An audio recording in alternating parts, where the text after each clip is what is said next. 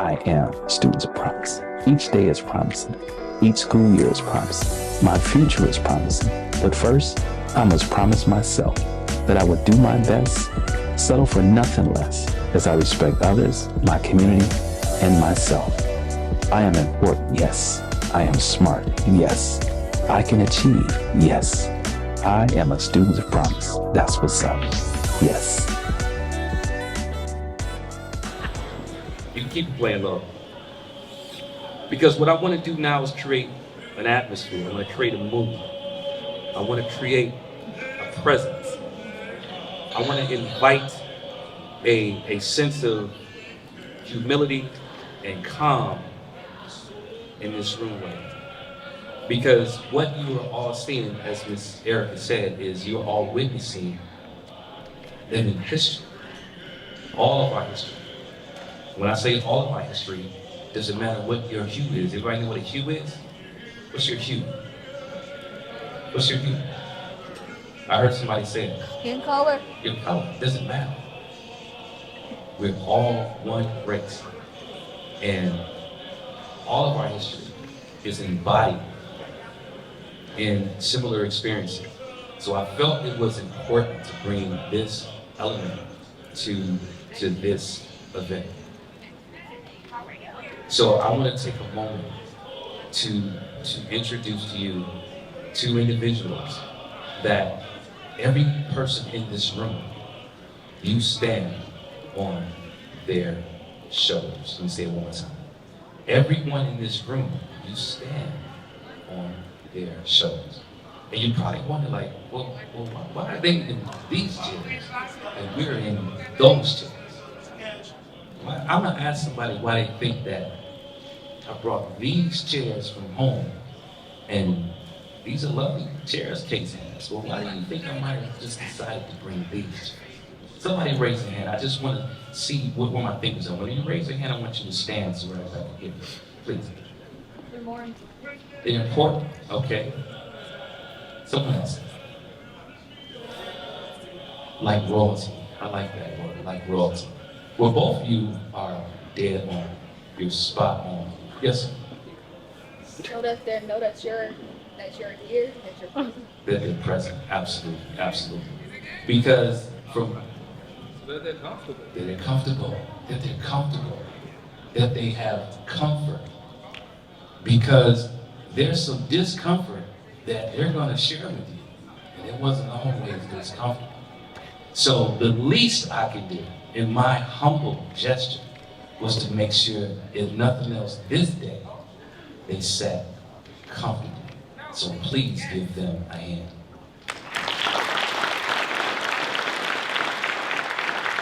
To the right of me, we have Mrs. Julia Rogers. And I cannot begin to share her story or her importance to this day and to history. And to the right of her is Mr. Clarence Bozeman. And I cannot begin to share his importance to history. So I want you, young people, and everyone, to hear it from himself. And me and Mr. Tim Roberts here are we're just gonna have what we used to call this a down-home conversation. Can we do that? So Ms. Rogers, can you just introduce yourself and share as you would to these scholars this afternoon?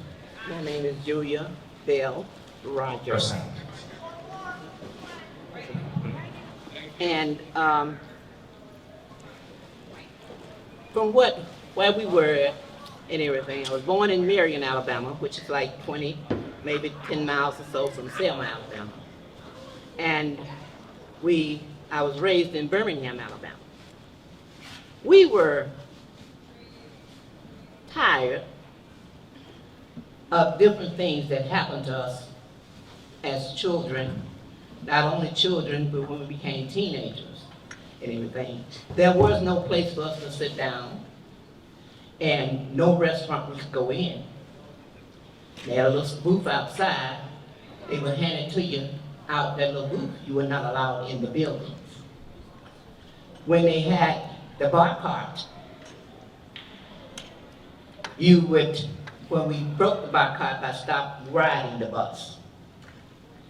when they did start it back, it was still pay your money at the front door of the bus and then go to the back of the door of the bus and get on. But you only had the 4 seats at the back for the black people to sit. But if there was a chance that more white people were on the bus, we would have to get up and give our seats to them, even though we done paid the same amount of money they paid. Then it went on from there. If you're standing outside, you done paid your bus fare, and you're standing to get on the bus at the back. If that bus wanted to leave, he'd drive off, you had to wait for the next bus. When that next bus came, you just had to pay another fare. So we decided we start walking to town. We couldn't go in the stores and shop like y'all can do today, because we wouldn't allow it inside the stores when the Caucasians, so I want to use the right word there, because a lot of people, we referred to them back then as white folks, but I've never seen a white person in my life. So we started calling them Caucasians. And we would have to stand outside to wait till they come out of the store. We were not allowed to try on any clothes like y'all have these opportunities today. So don't take them for granted, because it is something. When you see that picture up there, that's me with the 2 guys, and that's me right down the end with fire hose on us in Birmingham, Alabama, 1963. I was 15 years old. You'll see me there with Coretta Scott King. They're teaching us to hold our tempers, not fight, but to be nonviolent. Because Dr. King would say to us, violence begets violence. He said, so the best way, you got to use your brains. Use common sense. And he said to our people, eye for an eye. He said, God is the one that does the eye for eye. You don't have the right to do it. And those things were taught to us. So we had classes to teach us to hold our temper. We were kicked. We were spit on. We were done a lot of things to us when we tried to go into a restaurant to sit down. We had one of my friends, the police officer, came over and said, y'all can't be in here. And he took a cigarette and burned him. That only made us more determined. So we came back the next day, and it was more of us. And we kept coming and coming and coming. And a lot of people say, oh, where was Dr. King then? He was there with us. He went to jail with us. When we did that picture there, that's in Birmingham, Alabama, 1963.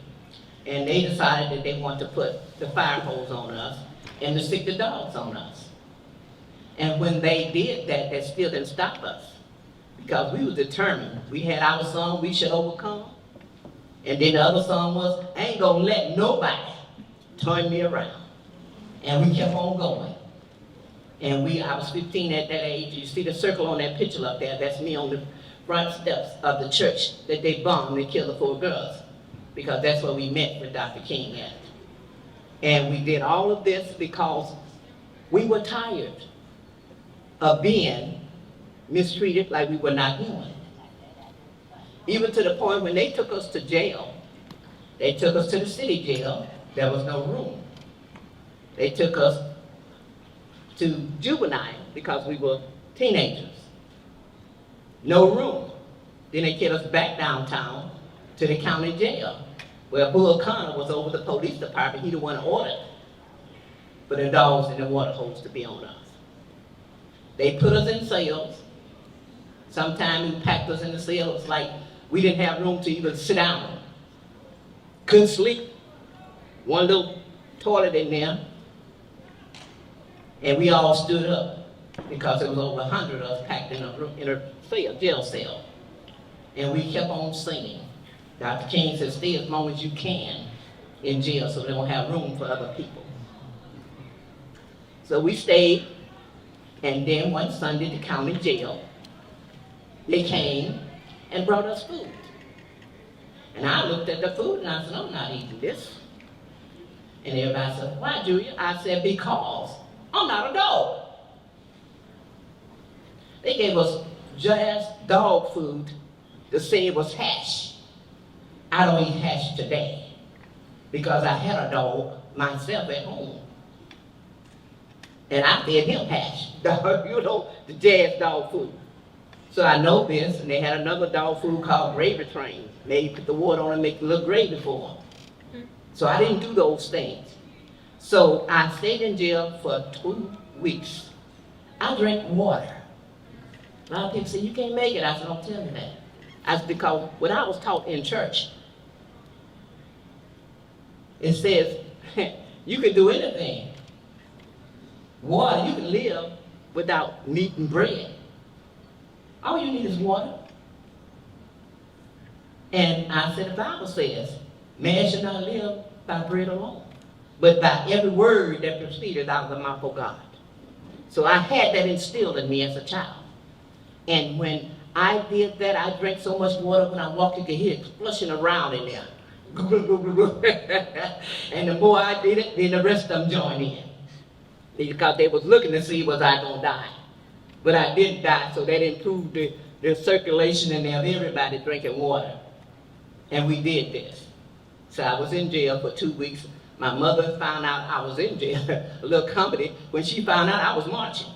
Because I went and joined the organization, telling her I was going to the library. I had to repent and tell her I was lied, but that was after she found out. She was coming across the park. And she said, Julia Bell, come back here. I said, gotta do this, Mama, gotta do this. She followed behind us, you know, the different sections and stuff. And she was like, come back here, come back here. So that's why she said I wasn't coming back. She said, y'all been out hurt my baby? Y'all been out hurt my baby?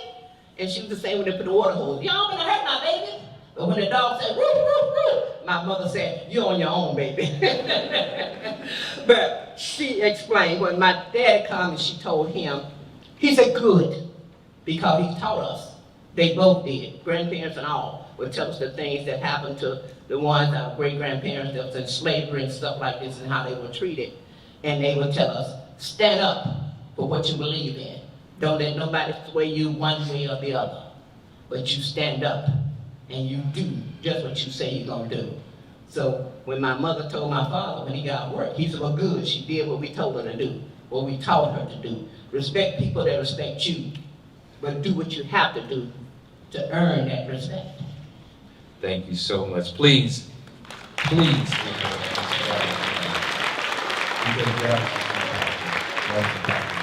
That's it.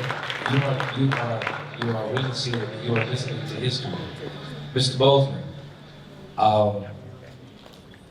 Ms. Rogers spoke of Dr. King. And I believe, Tim, he may know Dr. King just a little bit. Can you tell us just how well, Mr. Bozeman? Thank you. Thank you, Mr. Harvey. Good afternoon, everyone. Good afternoon. Good afternoon, everyone. Good afternoon. While I was a young man in college, I was summoned to the dean's office. And the dean asked me, he told me that he had received a letter from the Dexter Avenue Baptist Church in Montgomery, and that they needed a driver for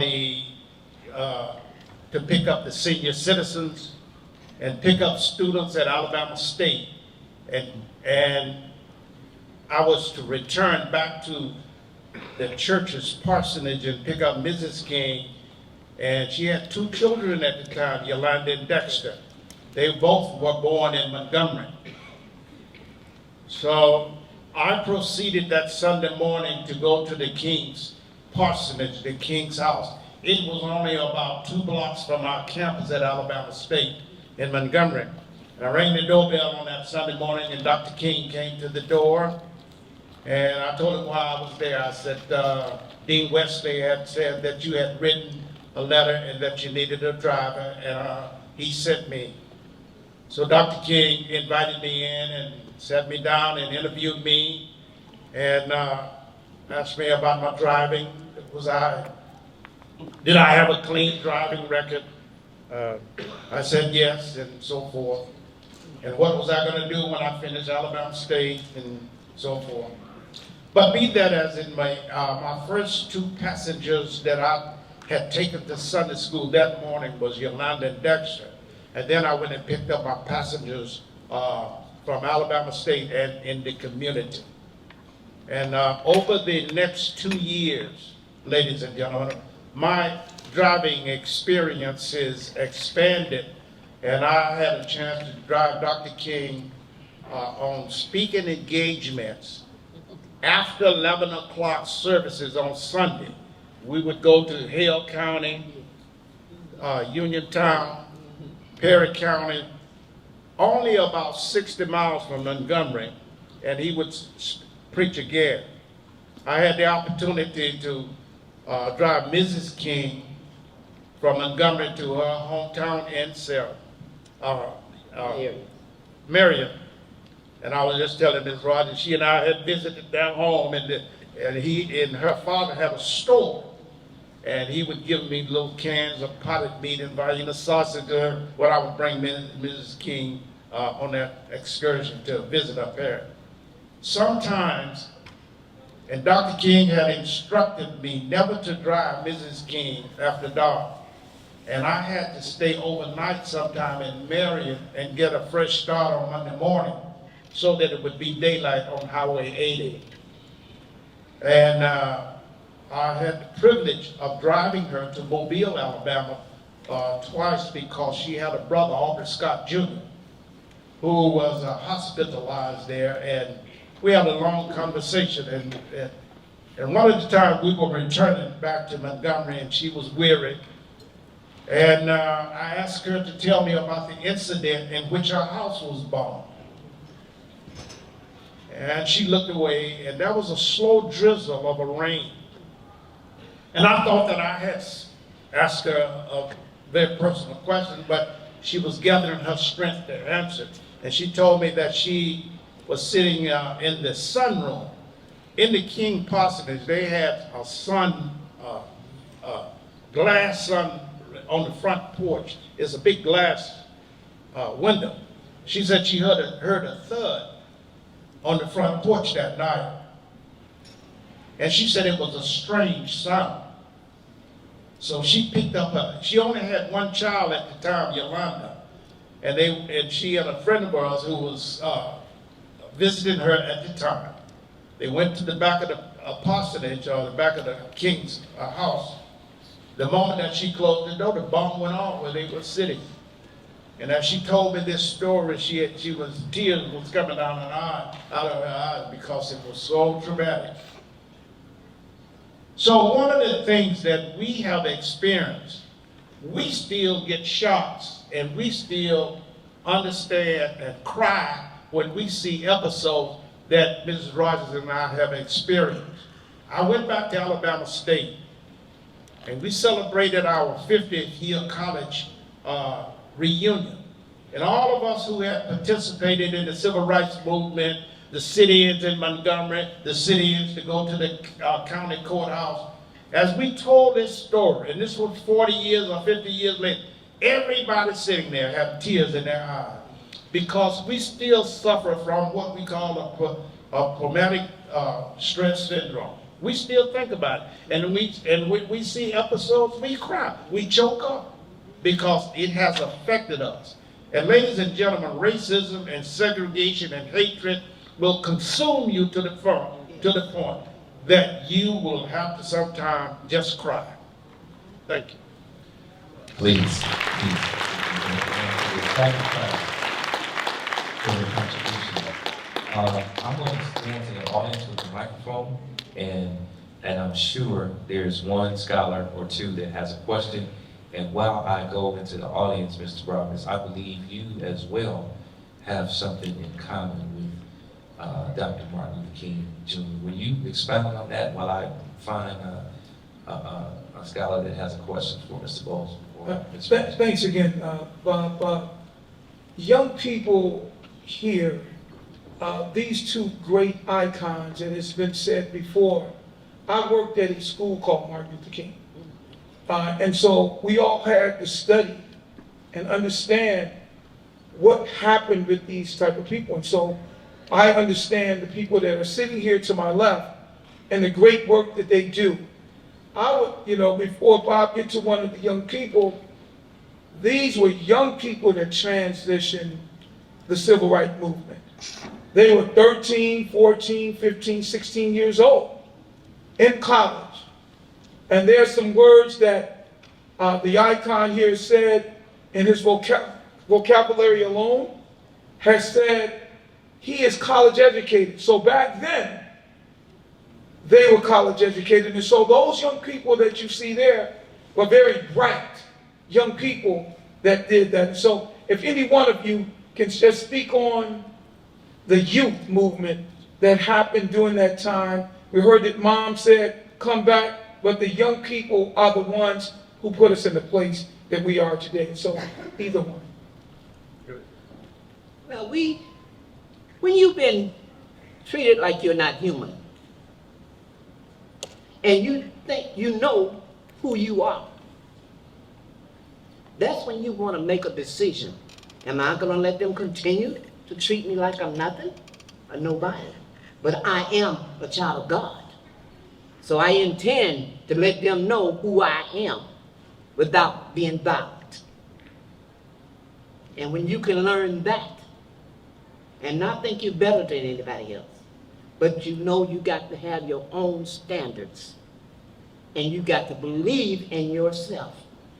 You can't let nobody, I don't care what they say. We used to say back in the day, sticks and stones may break my bones, but names will never hurt me. But I see a lot of young people that are depressed because somebody's talking about them, committing suicide because somebody don't like them, or different things. Don't let that happen to you. Don't get in a depressed stage that you want to kill yourself, or I can't understand why they doing this to me. People are who they are. They're people. You got some mean people. You got some nice people. You got some sweet people. You got some people just don't care. But you got to care enough about yourself to not let anybody turn you around from your goals. Yes, ma'am. Thank you. Thank you. You have a question here? One of the things that we did in Alabama State, when we started the sit-in movement, we started out on the campus, but the state troopers met us at the top of the hill with dogs and clubs. They would not let us proceed downtown to integrate the restaurant at the courthouse. And to this day, I don't understand why we had chosen the courthouse to a restaurant. The food was awful. But that was our goal. But at the top of the hill, when you see a line of troopers who are armed and troopers who have clubs and dogs, it's frightening. But at the same time, you can't turn around. You don't turn around. They stopped us at the top of that hill on South Jackson Street. That night, we met at a local church in Montgomery, the Hutchinson Street Baptist Church. And Dr. King and Reverend Ralph Abernathy were in attendance. And their theme and their thesis was, you gotta go back. Don't let them turn you around. Many parents who had students at Alabama State, and they came up to Montgomery to pull their kids out of school because they didn't want them to be hurt, harmed, or endangered. However, some of the white plantation owners said, if you don't go up and get that kid, I'm gonna kick you off the land. So it was a double sword. But the students who were strong, we stayed and we hung in there, and many of them said, well, Daddy or Mama, I am not gonna go back home because we have something to do and we have a point to prove. We are human. My question was, how long y'all been together? If y'all want me asking, how old are you? Well, I'm 76 years old. What did you ask? Huh? Oh, we're not together, we're different. Oh, before everybody asked me that question today, And when I spoke at St. Ed High School, a kid said the other day, and he was figuring, he said, you know, said if Martin Luther King, if you celebrated his 94th birthday, then you must be 100. But I'm not 100, I'm 86. Fantastic. Fantastic.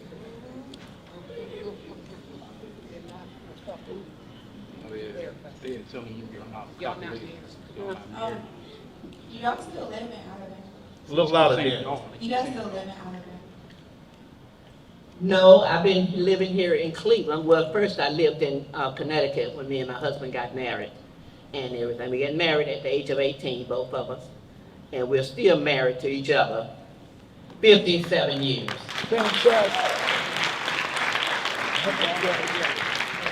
And we are together, but this is a friend. We're not together like boyfriend and girlfriend, okay? Not yet. Say it out. They keep saying together. I'm like, I've been here over 60 years. And when I moved from Montgomery here, I came directly here to Cleveland.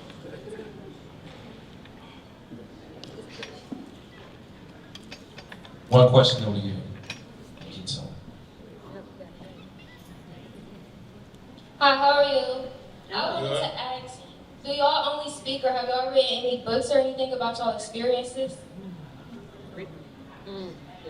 I haven't, I've been coached into doing it, and I'm in the process now of doing research. I haven't got to the point of actually writing, but I have promised myself that this year I'm going to dedicate myself to continue my research on my memoirs, and I'll have a book ready, as they say in the old gospel, soon and very soon. Well, I've started writing because everybody have been coasting me and everything. So I've started writing and everything, and I had to stop a while and then have to think a while, then I had to go back and everything, because it's not easy to write a book because you forget something and you got to go back. But I do want to say there are a lot of things. When I left the movement, I didn't leave the movement because I'm still participating in different things. But when I was living in Connecticut, when Dr. King got killed, we was on our way to Memphis, Tennessee for the march then.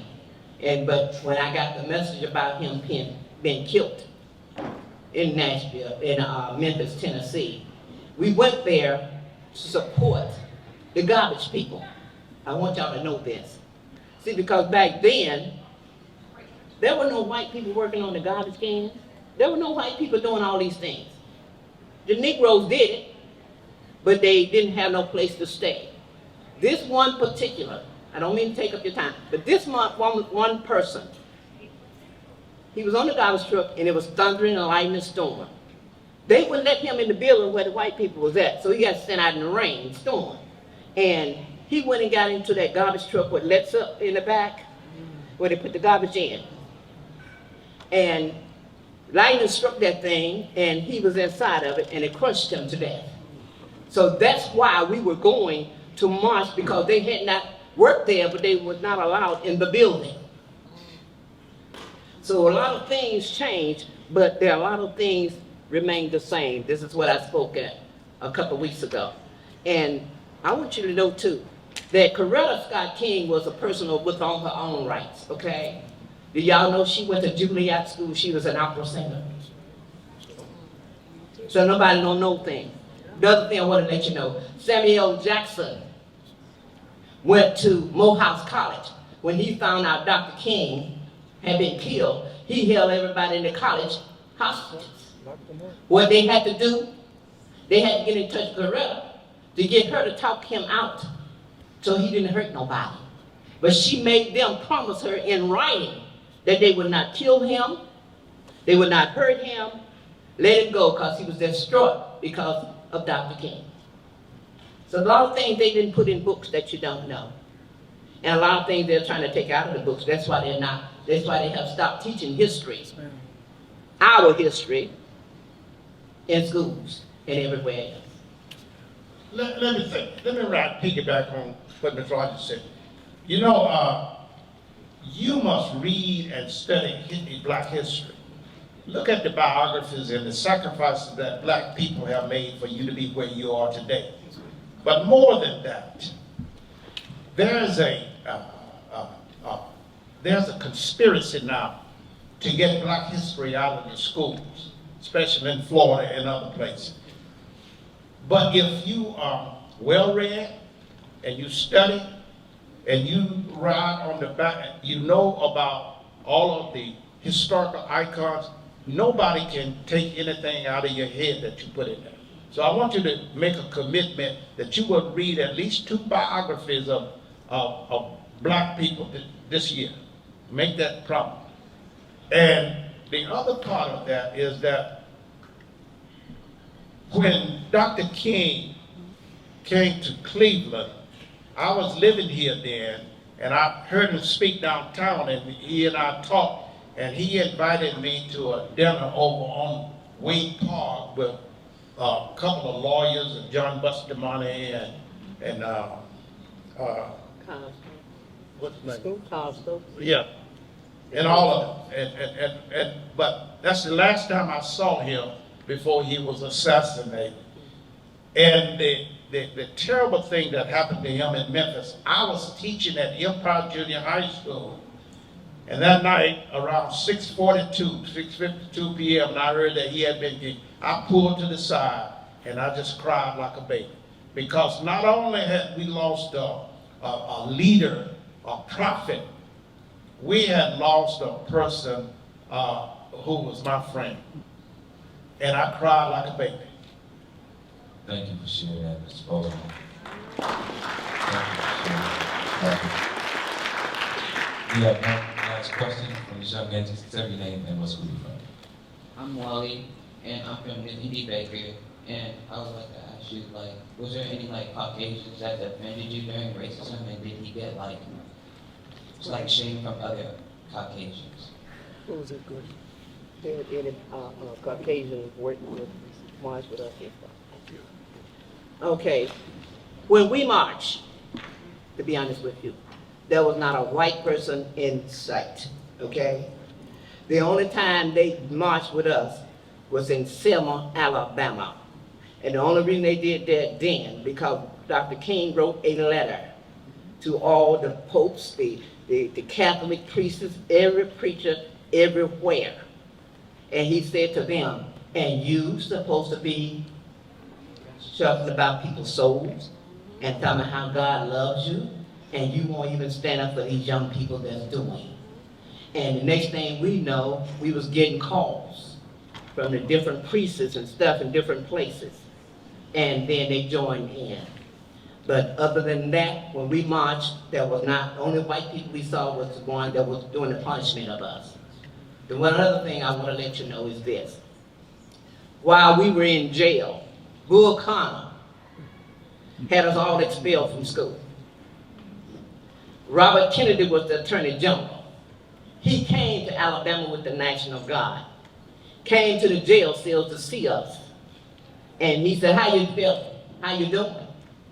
I said, we are being taught, and did like a child, like we were nobody. I said, and in doing that, I said, they was feeding us dog food, trying to feed us dog food. I said, they had a little booth, wasn't no bigger than a bathroom. I said, they had 3 holes in the top of this little booth. And they would pack 10 of us in there trying to keep us, make us stop singing. And they put a padlock on the door and pour water down through there. And we kept singing. The ones that was in the cell, the ones that was in the box. And we had to stay in that sweat box, as they called it, until we passed out. And they drug us back to the cell. Then they get another set. So when Robert Kennedy came, and we met him, talked to him, told what's going on, he told Bull Connor.